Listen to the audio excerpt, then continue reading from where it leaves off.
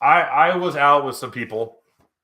One guy was on a Kawasaki, and he goes, "Dude, I hate this steering assist, this off throttle steering assist thing with the Cowie."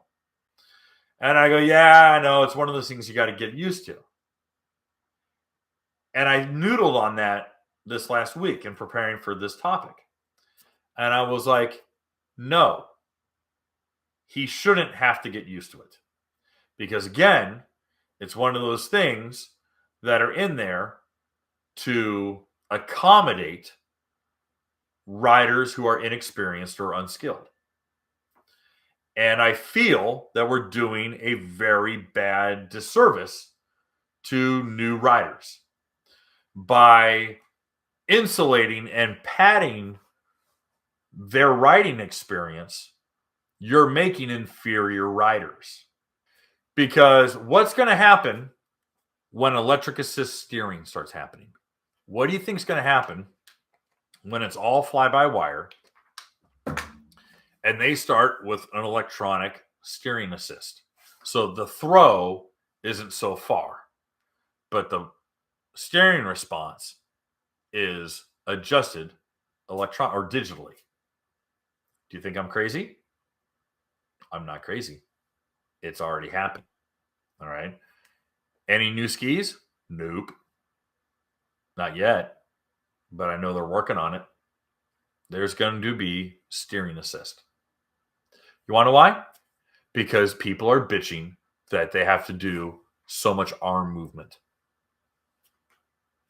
I'm not joking. People are complaining that there's too much arm movement. And so they just want to do this.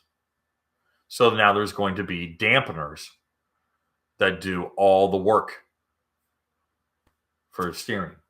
But this is the future, all right? We got brakes, and the brakes are getting more and more and more advanced. The braking systems, all right? The reverse systems are going to become mainstream. IDF. Dude, we all lived through the first couple of years of IDF.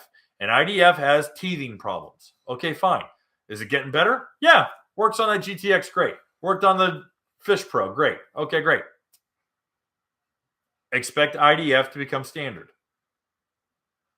Expect full reverse eventually when an actual dog gear transmission to become standard. That's happening. Electric assist steering, standard. Full digital dash and Bluetooth integration, blah, blah, blah. These things are going to be $25,000. They're going to have everything on it because people keep asking for them. Hey guys, thanks for hanging out.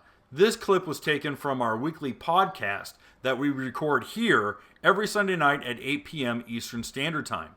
If you want to watch the whole video, you can go to the Watercraft Journal's YouTube channel, go to playlists, and then click on live sessions. You're going to see it there. Otherwise, go ahead and leave a like, a comment, and definitely subscribe to the channel. It helps us grow. And again, thanks again for watching our videos, and we hope to see you soon.